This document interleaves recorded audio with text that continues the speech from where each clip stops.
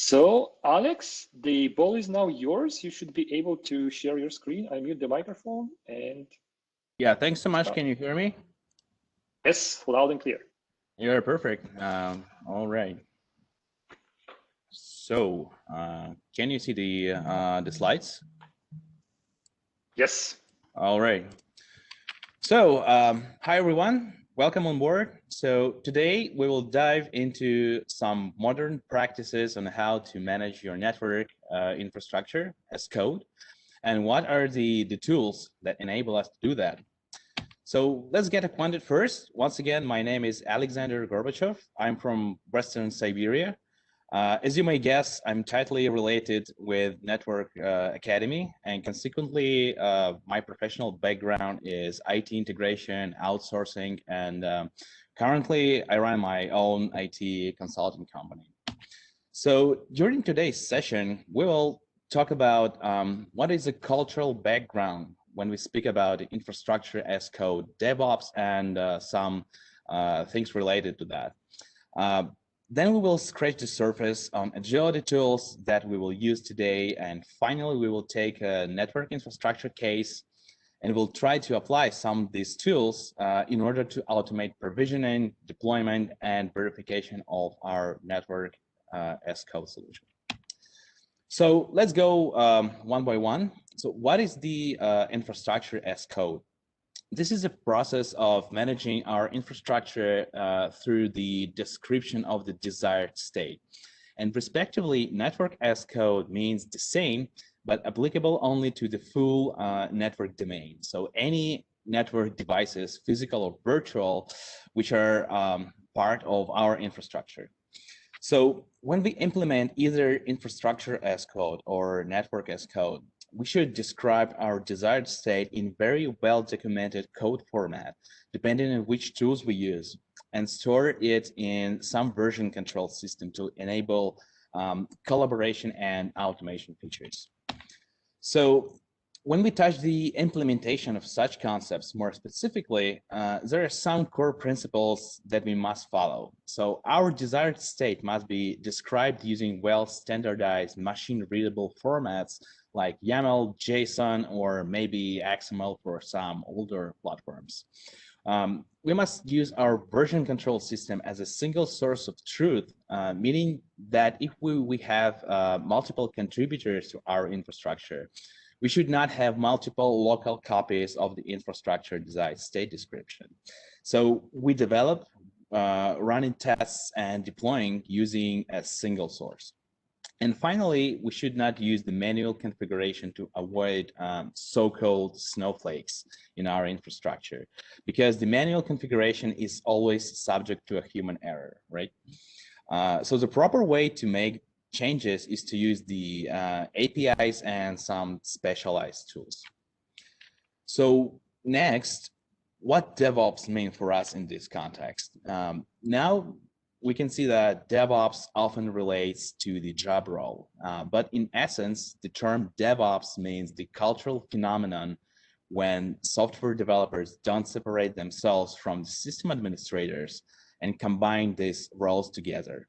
So as a derivative, net DevOps role inherits these principles sort of backwards, but in relation with the network infrastructure configuration.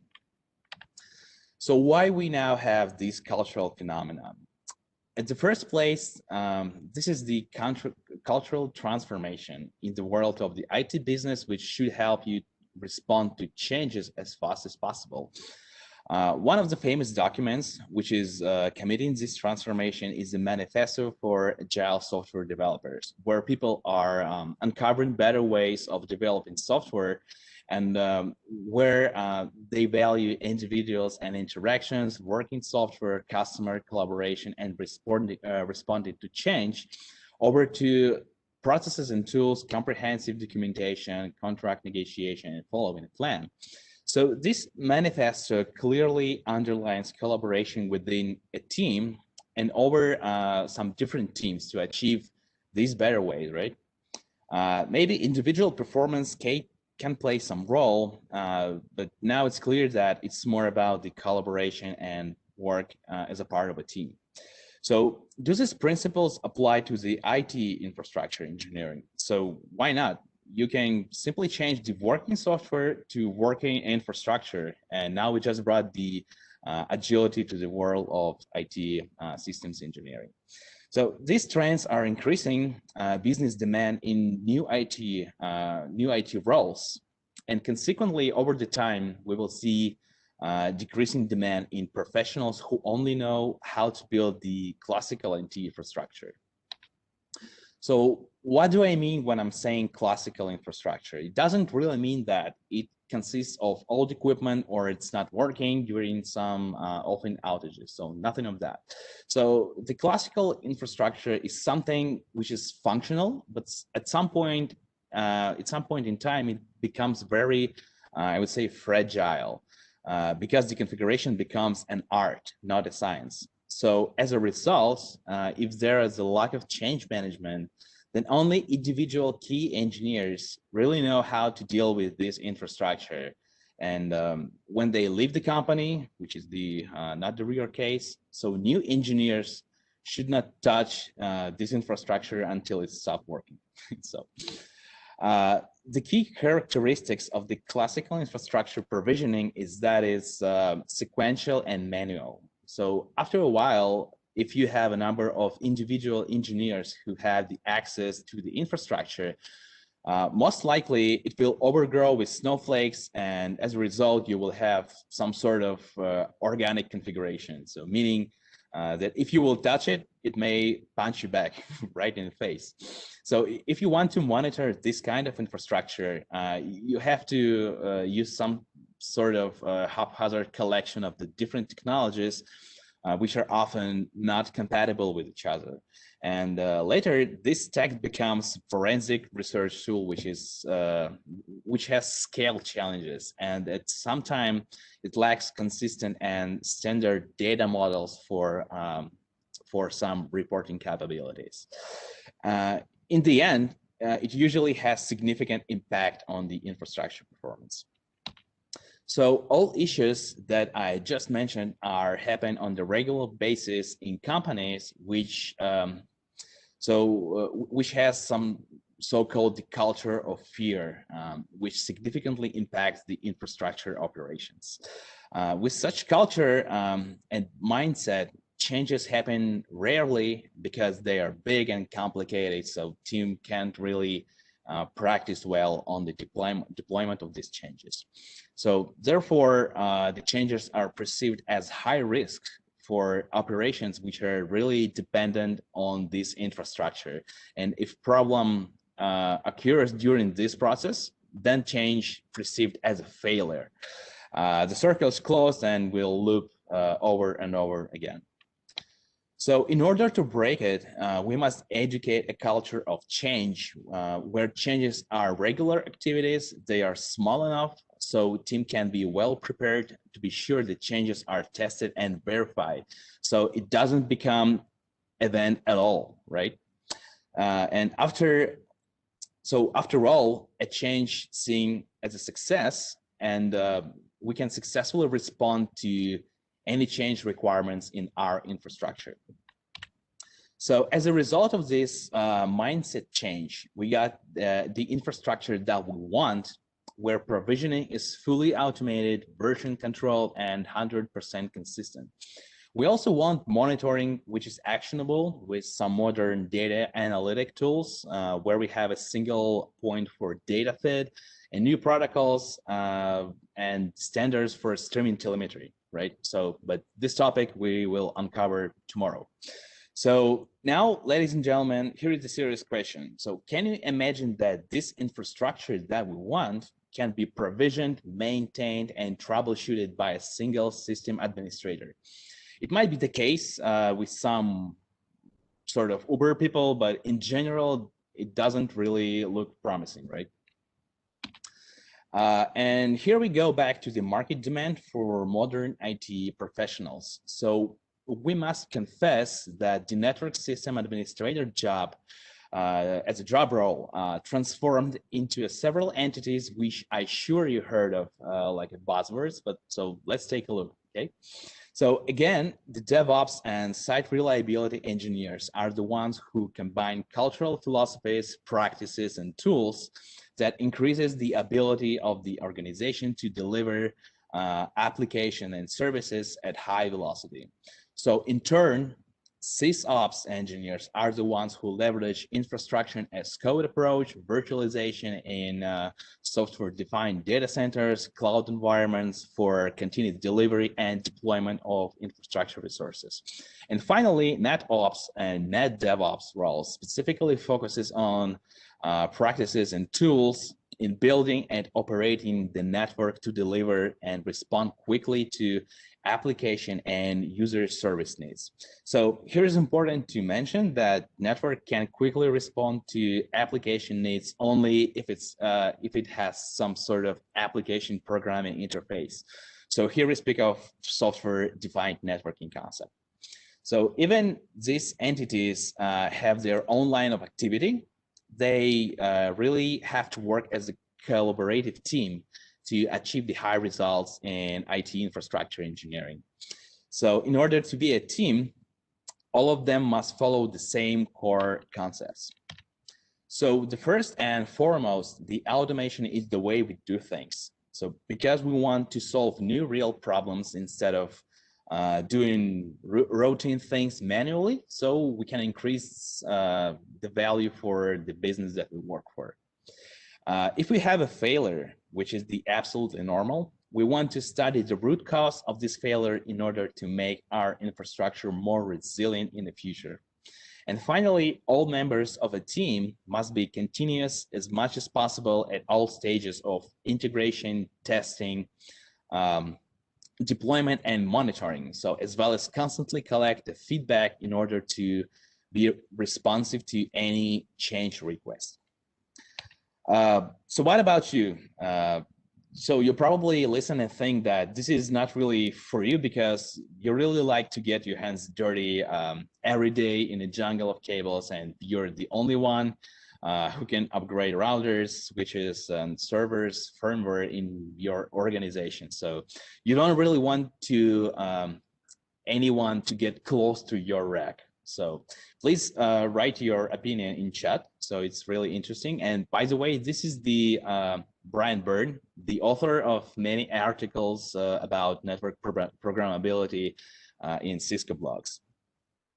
So now we move forward to topic about tools that we can use to enable the network infrastructure as code.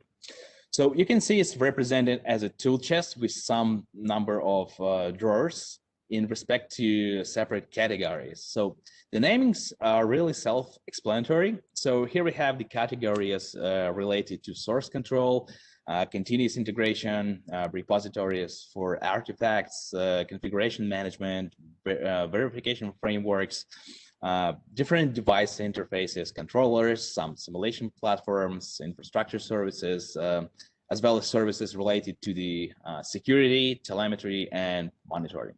So let's see what is inside. As you can see, there is so much instruments that we can use, but keep in mind that this list are just like examples, so this list is not exhaustive.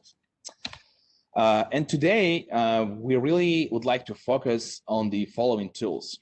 So the Cisco Modeling Labs for Infrastructure Simulation, also known as Cisco Viral, Ansible for Service and Configuration Management, PyATS framework for verification and unit testing. And we will use the classical SSH and the CLI for communication with our devices to keep things clear and easy to understand. But both Ansible and PyATS, they support different device interfaces, just to mention.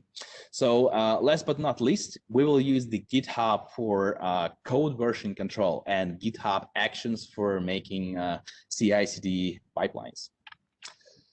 Well, let's start with the CML. So Cisco Modeling Labs 2 is a successor of the Cisco Viral. It was released last year, so you probably guess why they changed the name of the product, right? So this is something different from Packet Tracer since it emulates real hardware platforms. So it's shipped as a CentOS 8 virtual machine with separate ISO file which contains the reference platform images.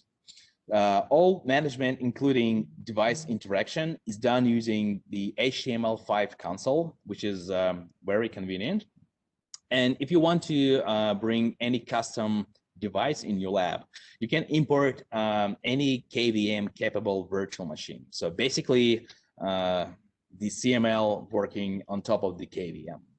So licensing is very straightforward. With the Personal and Personal Plus licenses, you can launch 20 and 40 nodes respectively, a single user mode. With Enterprise license, up to 300 nodes in multi-user mode. And recently, we have some educational license came up, which is not nodes-based, but user-based. So CML2 was developed using the API-first model. So basically, we can perform any action using API calls. Plus, DevNet team released the Python SDK, which makes the programmatic interaction super convenient. Moving forward, so next one is Ansible. If you're not familiar with it, so I believe there is the another series on Ansible during the IPD week. So, but let's touch the surface. So the original term Ansible was mentioned first time in the novel called The Reckoning's World, and it refers to the interplanetary instantaneous communication system.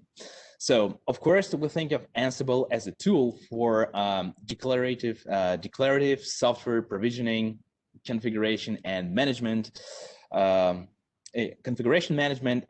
application deployment. So, the most important feature of Ansible playbooks that they can have the idempotent behavior, which basically means that when we will apply our declarative infrastructure description over and over, it will not change the result beyond the initial application. It's worth to mention that in order to use this feature, Ansible playbooks must be really carefully written. So I will show you later why this matters. Some key components of Ansible include the inventory, where you describe your devices, module, which is the most atomic element in Ansible playbook. Exactly, the modules are in charge to provide the idempotent behavior. So then we have task, which runs module on the remote devices, right? So we have one module per task. Then we have play, which is a set of tasks. Playbook is a set of plays. And we also have something which is called role. This is a self-contained and portable playbook. So of course, in the best case scenario. Does it really help to automate network infrastructure with Ansible? So the short answer is yes. We had a very interesting combat case during the WorldSkills International 2019, where we had a tremendous amount of hardware to prepare and rotate during the whole skills competition. So in short, for 12 workplaces, we had more than 100 devices total, which had to be initially upgraded and rotated each day. So this is not something you would like to do manually during 3 days after 8 p.m., right? So it really helps. So next one is the PyATS, which is the framework for automated infrastructure tests. It is developed by Cisco Systems and was inspired by some standard Python testing frameworks like unit test and PyTest. Recently, it was released to a public, so you can install and use it from the Python Python package index, so PyP. Some key components of the PyATS include the test bed, just like Ansible inventory, where you describe your devices and how to reach them. Unicorn is the connection management library. It supports multiple methods and protocols, and even support proxy connections. So Yeah, so you can have a proxy connection across the chain of the intermediate devices. AE test script is something is where you define a syntax for your testing logic, and in turn, data file is where you define the semantic context for your unit tests. Genie is very comprehensive library that contains data models and parsers. So you can parse even very complex CLI outputs in a very easy fashion. And finally, EasyPy serves as a runtime environment, which incorporates all these elements and have some advanced reporting capabilities. I'm pretty sure that you're familiar with the GitHub and with the features of GitHub, but here I would like to point on Github Actions, which is GitHub automation built-in capability, with which we can create and run our CI/CD pipelines instead of using, for example, Jenkins, which is the way more complicated tool in comparison with the GitHub Actions.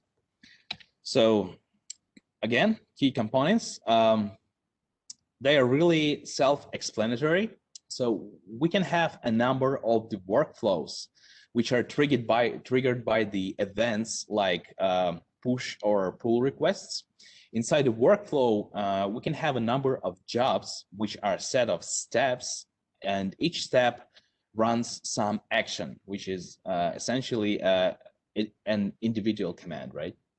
So workflows are executed on runners, which can be either GitHub hosted or self-hosted in case you need to use your own on-premise environment for testing. So let's break down the definition of the CI/CD pipeline. So CI stands for continuous integration. So during this phase, we can integrate our code into a mainline branch and run builds and tests to ensure error-free code. CD, in turn, stands for continuous delivery and continuous deployment. So continuous delivery phase is responsible to generate an artifact and place it in some repository. So it can be deployed at any time manually.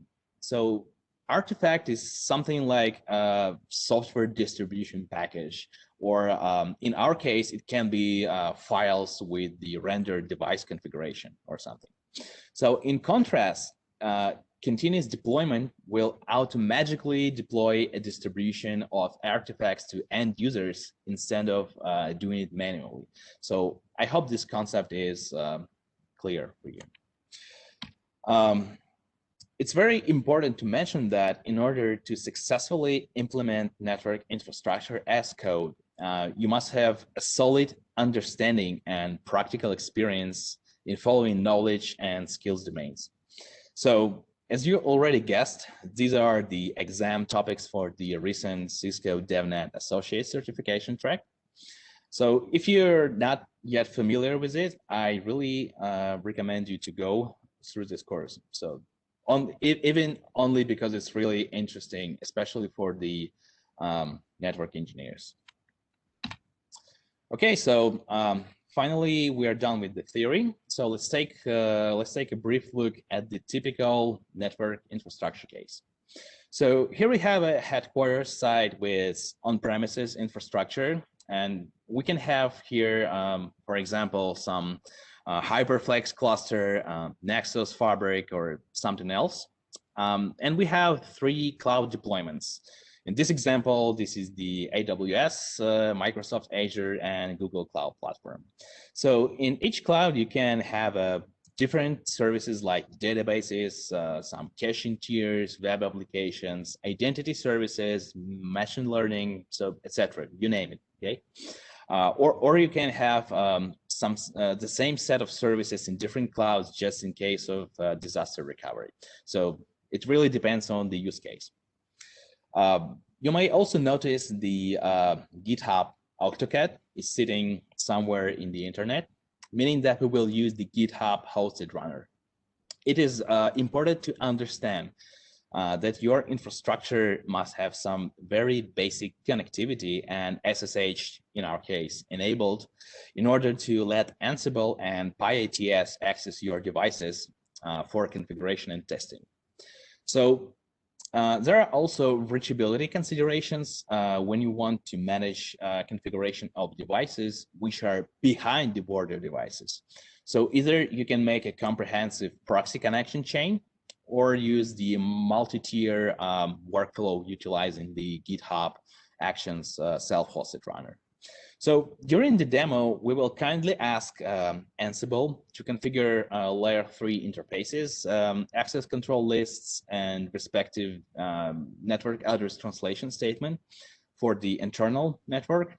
We also have the HSRP tracked by the IPSLA, also for the internal network. And we also have the dual hub DMVPN with the EIGRP routing over it. And the most important thing, message of the day banners. So because we are respect the security compliance in production, even though we disrespect security compliance in lab environment. So after Ansible finish, we will run connectivity checks to ensure the reachability between on-premises internal network and networks which are behind cloud routers. The first one we will do during the normal operation. And also we have a couple of failover scenarios when ISP1 will go down and second router should take priority as HSRP gateway. So we have maintained the connectivity with the remote sites, right? And after, we will do the same with the second ISP. Okay, so here's the brief overview of our CI/CD pipeline. So first, we listen for the pull requests when someone wants to change any feature in our network. So once pull request is created, GitHub Actions will launch the runner using the latest version of the Ubuntu container. After runner is up, it automatically downloads the code from the repo using the current branch. Then it creates the Python virtual environment with all tools that are required for the CI process. When it's done, it runs the Python script to kickstart the simulation in CML. After all devices in simulation are booted, it passes control over to Ansible and deploy the playbook. And when Ansible is done, PyATS test cases will be executed. So after all, the CML simulation is destroyed. In case we have no errors during the Ansible deployment or PyATS test cases, branch can be successfully integrated and merged into the main branch. So consequently, when we have a push request on the main branch, we trigger the CD workflow, where we repeat the first 3 steps, but now we don't start the CML simulation because now we deploy and test our configuration in production environment. In our case, sort of production environment because we still use CML to emulate it, right? Okay, so enough said. Let's try it out. So we have a time for some demo. All right. So first of all, this is the our playbook. So after the CML devices are booted, the playbook will be running, and the first task is to wait until the all nodes will become reachable over the SSH. So because after devices marked as booted in CML, so it might take some time to bring up the interfaces and SSH daemon. So we wait for some time. We do some initial configuration. So here we use some roles. We will not dive deep into the how the roles in Ansible working because as I mentioned, so I think you have the different session on the Ansible roles and something. So, but here is the important thing that I want to which I want to mention. So this is the good practice to use roles in your playbooks. So if you don't use the roles and you use only the modules in tasks in your playbook, this is not really good practice. So because this is just the like you're transporting the manual configuration from the your configuration files over to Ansible. So this is considered not really good practice if you don't have a time and effort to write your own roles. So at least when you do that, so it's nice to at least make some sort of parametric input. So this is just for illustration. Never use this in production. Okay. All right. So after the initial configuration where we have some routed ports, ACLs, HSRP, and IP SLA configured. So here we have some tweaks with the timers because these features are not the part of the FHRP role that I used for some of my previous projects. So next we do the NOT statement configuration. So then we do a quick configuration for the both DM VPN hubs. So here we can see that we use some groups. So we can divide devices by some functional groups and apply the Ansible configuration based on these groups. We also can set the same variables for different groups. So super convenient. All right. After we configured the DMVPN hubs, we do some additional configuration for the second hub, and then we do spokes configuration. So even though this is the bad practice, so this is even sort of much better if you, for example, you use different files with the manual configuration, because at least if you have a mistake here, you will repeat it on all devices. So at least this is consistent, even, you know, even this is the bad practice. So this is consistent bad practice.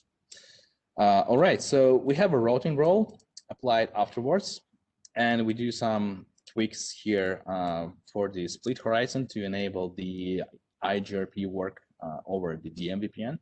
And the most important thing, as I mentioned, so we have a banner, so we respect the security compliance. Okay, so this is the playbook. So it's pretty short, right? So for this playbook, we have a PyATS data file, which we will take a look on. So again, unfortunately, we have a time constraints. So this is why we will not dive deep into how the PyATS work. So if you would like to know, so please read the technical team. We will do the separate session on that. So, but in a nutshell, so here we have some connectivity tests. So we do have a test. The first one is the connectivity between the clouds. So yeah, so this is the first test case when we have the connectivity during the normal operation, when we consider that everything is working. Connectivity between the clouds. So pretty self-explanatory description. We have a device to execute the command. So we executing the pings here. And for assertion, we are looking for 3 consecutive success pings. So when we have at least 3 consecutive success pings, so we can say that we have the connectivity. So here, the next test, we have the connectivity from clouds to the on-premises network. Next test case, as I mentioned, we have some failover scenario. During this test, we go to the ISP router, and first we shut down the interface.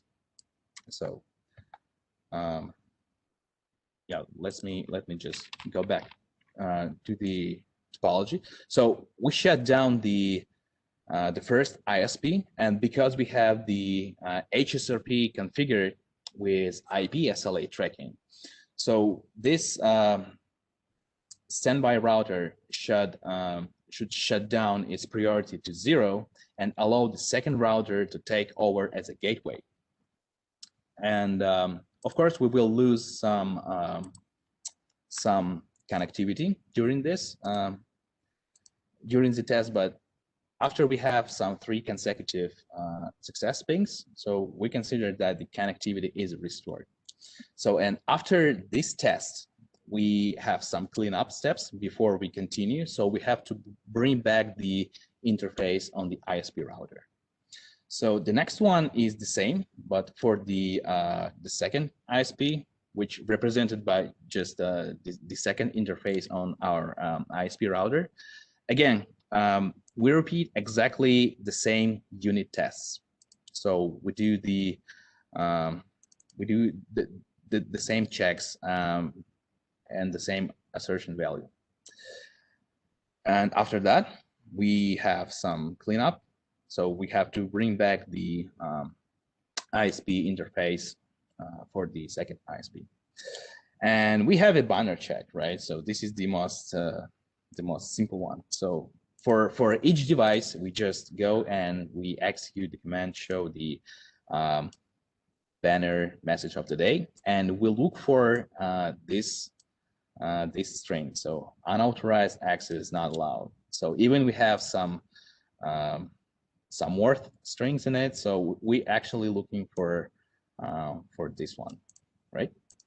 So to illustrate how it's work, so let's add some.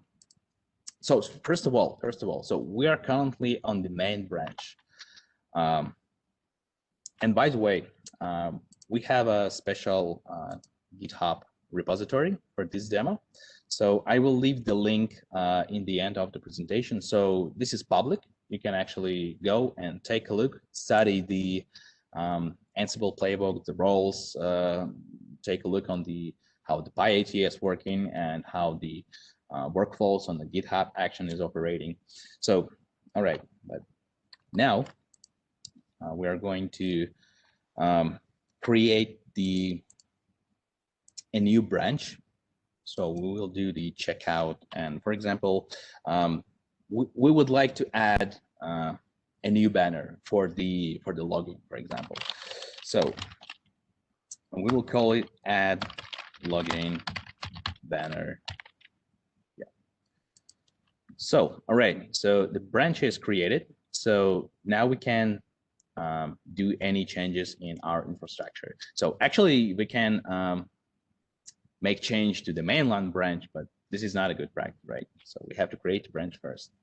So for example, we will add the one more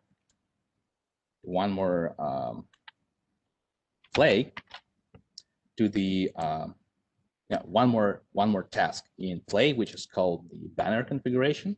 So here is the message of the day banner, and here we have the login banner. So this is the actually a good representation of the idempotent behavior, because we use the special module from the iOS collection. So this collection is maintained by Cisco systems. Unfortunately, it's very small, so most likely you will not find any feature that you want, but at least some basic features we have here. So here is the login banner, and for text, for example, we write "you shall not pass unless you are NetAcad instructor." Okay, so all right, we are going to save this. We can track the change, so we see we have some files changed, and in order to test it, so we have to add one more test.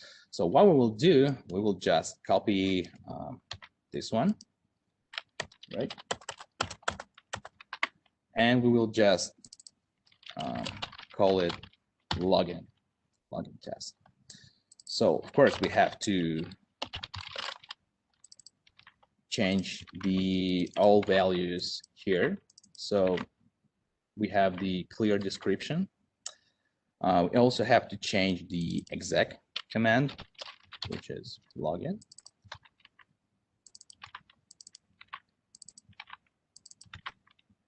and we have to change the assertion value. So let's, for example, we'll take, so because this is the security compliance, right? So we will look for the text, which is "you shall not pass," right? All right. Okay, so once again, we have the new test called login. So we change the description. So devices are the same. So we change the command. So I think we are all set. So hopefully we didn't forget anything. Okay, so we're saving these tests. So because we have already described the banner check test case in our test logic, so we don't have to go and change any logic which is related to the PyATS. So here we're going to start the commit, like for example, added login banner to CI and data file. So we committing change and we pushing our branch back to the GitHub. So this is the warning that this branch has no upstream branch in the GitHub. So would you like to publish this branch? So yes, we do. Okay.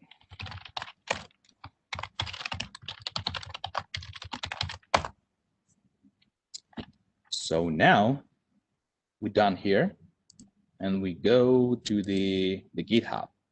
So we can see that recently added branch. So yeah, we can, so now we can do the a pull request. So to integrate our changes into the mainline branch. So let's go and make it. So this is the automatically populated from our commit. So we will not write any commands on here. We just will create pull request. All right. So, and here we see after a while, so we have some checks haven't completed yet. So where are the checks? So we will go to the Actions tab and we can see that we just started the checks related with the pull request. As you can see, here's a lot of them, right? So successful and unsuccessful. So let's go and check our CI demo job. So we will switch, we will open the Cisco Modeling Labs. So actually we have the dev infrastructure here right now. So this is the sort of the instance where we try and ad hoc commands with the Ansible and PyATS. So we actually can just simply make it a prod infrastructure. Okay, so here let's try to follow the process on the GitHub Actions workflow. So currently we successfully check out the branch, the current branch, and now the runner is started. So now it's setting up the Python virtual environment. So approximately it will run for something like 10 minutes. So yeah, we have the time. And what I like you to show also for the GitHub repo, you can actually see the closed pull requests. So which I was doing while testing this infrastructure. So you can actually see that the green marks, meaning that the checks are passed, and we can see the some unsuccessful cases where we had tons of commits, but yeah, so here we can see So each pull request, each commit had some CI test on it. So mostly unsuccessful. So I think it should be available for you like to see and study these pull requests. Yeah, so here we actually can go and see what was the problem during the CI workflow, right? So in this case, we had some problems with our Kickstart script because something was wrong with the SDK or some topology file. All right, so let's go back to the our current action. So we can see that now it's starting the CML simulation. So we can see that it automatically created a new lab and it's starting the devices currently. So some of them are started, which are not really takes any resources. So as I told, we have a simulation of only this part. So because the resource constraints for the Nexus switches and so on, and because we have to run 2 instances of the this infrastructure simultaneously. All right, so it will run for some time. We will actually keep an eye on it. I think it's a great time to ask questions if you have. Yes, everyone, welcome to put your questions in the Q&A, and we at the moment have 3 already, Alex, for you. The first one, it goes to like even the first theoretical part when you talked about the smaller changes preferable for the network infrastructure. And the question from Munter is, but don't you think having frequent changes may affect network services to users and frequent disruptions? So this is actually that we talked about. So the changes, the frequent changes, they have to be super small. So if the change may affect some services or users, so this means that the change is really big and complicated. So the thing is to try to make smaller changes, but more often than big and complicated changes, but not so often. Okay, there is another practical question from Kirksal. What tool did you use to draw the network diagrams? This is the most frequent question that I got, I think, since the international competition in Kazan. So this is actually the same template that I use. So this is nothing more than Microsoft Visio 2019. So. Okay. And another question from Munter, how's CML integrated with GitHub? Does this need another IPD session to explain? Sort of. So no, there is nothing super complicated. So I will try to show you actually. So because as you can see on the slides, so we have the GitHub runner sitting in the internet, and the CML is running in my on-premises infrastructure. So in order to GitHub can communicate with the CML, we can actually use something. I'll just open the workflow and show you. We have to use some proxy connections. So in essence, we actually have some environment variables. So you can actually see there is the Ansible proxy command, which is commented here because I wanted to show it in the code. So first, it takes the container of the GitHub. So first, it trying to connect with SSH to my CML on premises. So I have some network address translation, which allows the container access the CML using the SSH. And after that, since this is the proxy connection, so over the SSH, we starting another SSH to each of the nodes in the CML.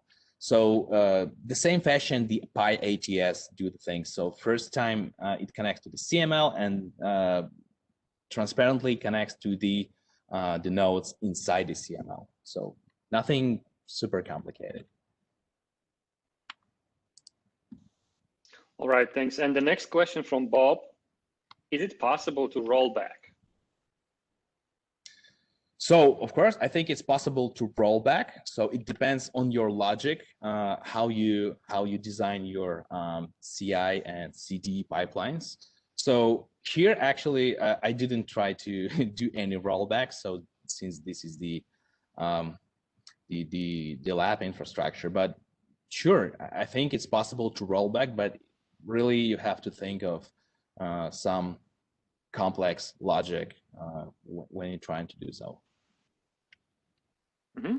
And here's one more question from Luis.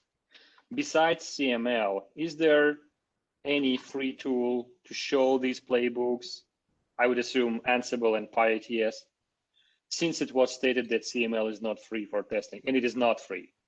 So first of all, yes, there is a plenty of emulators. I mean, call it emulators. So a lot of tools. You can use the GNS. You can use the EvenG. They work with the KVM and sort of the same thing. But I don't really know whether they have some convenient capabilities for programmatically start and shut down the labs. So probably they do. So, but I'm not sure about this. But the thing is, the CML, you can access the free CML in DevNet Sandbox. So you can rent a lab up to 4 hours, and you can play the CML for free up to 4 hours in a session. So I will leave the link in the end of the presentation. And this opportunity is available on the DevNet side, in the DevNet Sandbox, right? Yeah, right. Yeah, okay. All right. Are we done with the process? We still have a couple questions, but we can hold them for now. Yeah, okay. So I'll just put a little comment. So as you can see, a bunch of output. So you do not try to follow this output. We will have some nice report in the end. So meaning that the PyATS start working, we have successfully deployed our Ansible playbook. So we actually can see the some small report for the Ansible. So this is the all tasks that we have in our playbook. So we actually can see the timings in case we think that some task took us a lot of time. So here is the information for you for optimize the things if you want. So just for mention, and also we can see the here no failures. So in case we have a failure, at least one failure during the Ansible deployment, the PyATS will skip and will not start running. Okay, so I think, so where are we now? Yeah, so we actually do the PyATS trying to test the failover test cases. So it sometimes happens when the output is freezed. This is some backward feature of the this GitHub Actions. So underneath, usually, if it's not really related to some internal connectivity, this is just the actions display. So underneath is still working and will give us the output in the end. So we actually can all right, switch back to the our lab. And so after the PyATS finished working, so this lab should disappear actually. in either case, successful or not successful. So since we are still waiting for the ByATS, so I think we can proceed with the questions if we have some. Yeah, question from Alexander. Is presented project accessible to view for us, for instructors? Yeah, sure. I will leave the link to the GitHub repo in the end of the presentation. So I can actually copy it in the chat, so in the end of the session. And additionally, I will put it in the end of the presentation. So it's open. It's really, oh yeah. Okay, so you can see the lab is gone.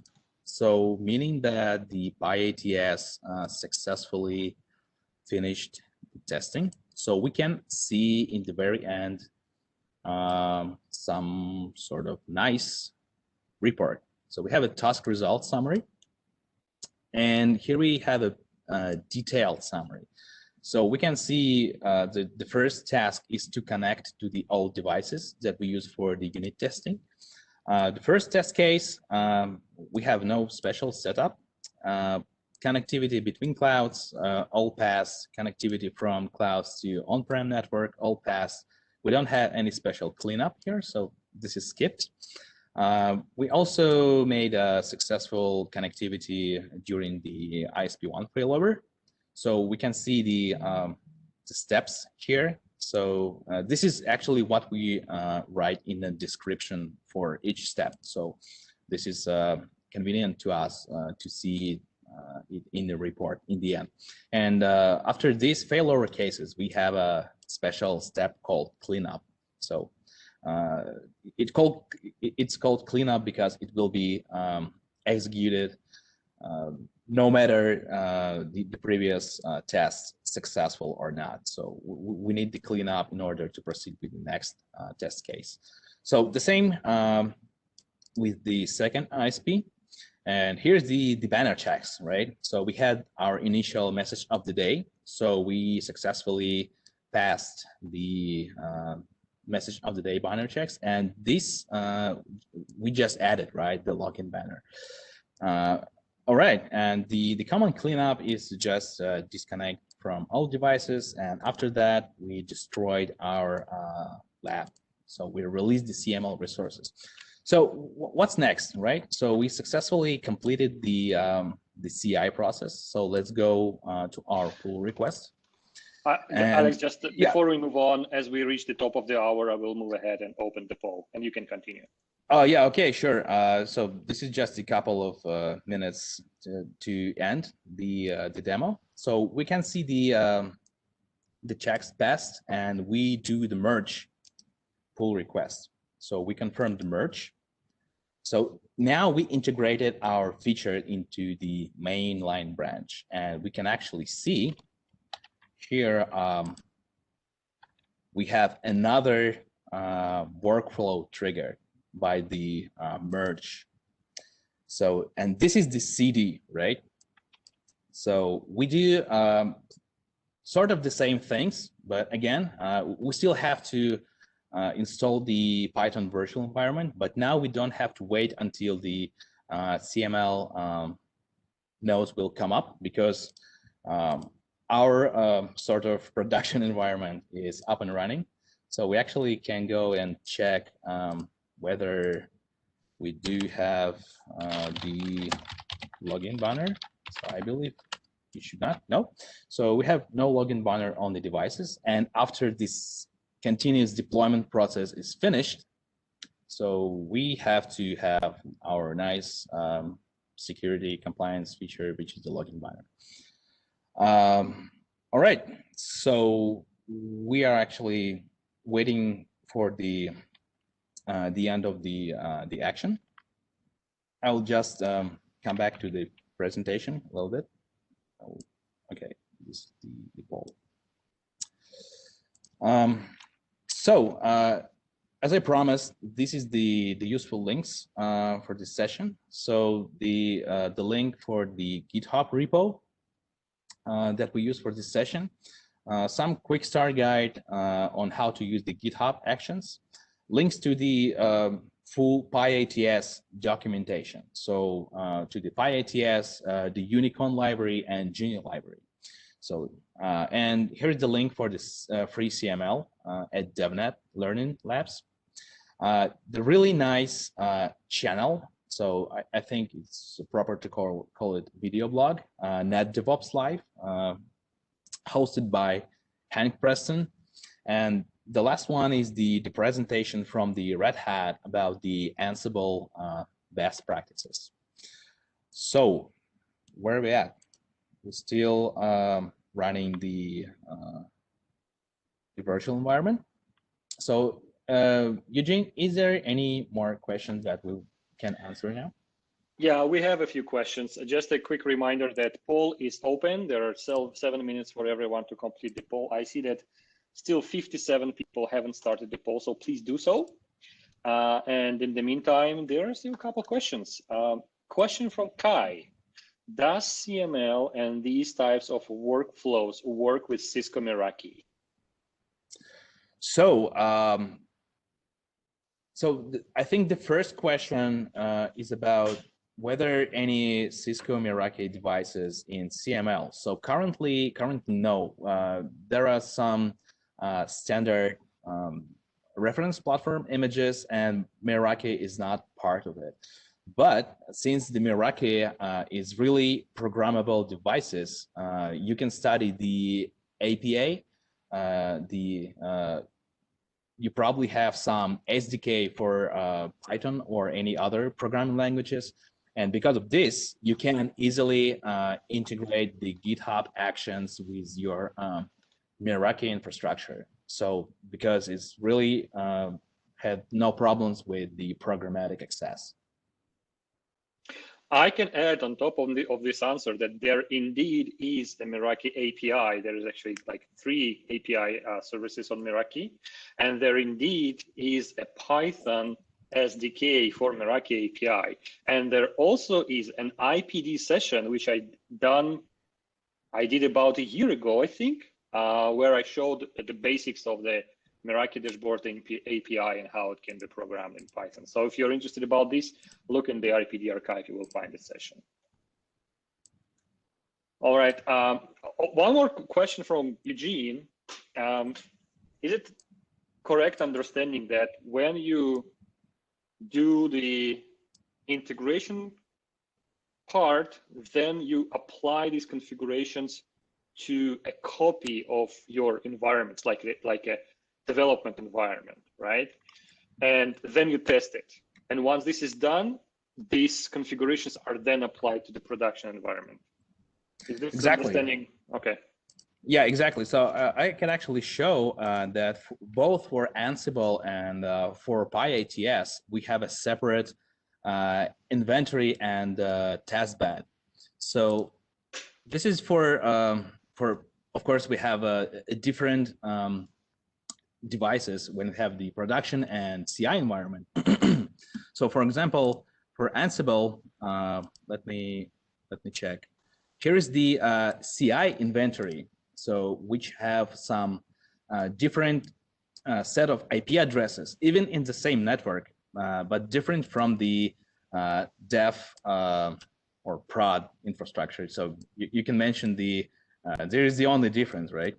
And for the testbed for the PyATS, we do exactly the same thing. So we have a testbed for the CI process, where we have a set of 200 IP addresses, and for dev, we have the same copy of a testbed, but with the different IP addresses. And we also have the different topology files here. So a different topology file for dev, and which is now it's prod actually, and a separate topology file for the CI. So exactly for the same reason, because we have a different IP addresses to access the environment. Okay, thank you. So the demo is still running, is it?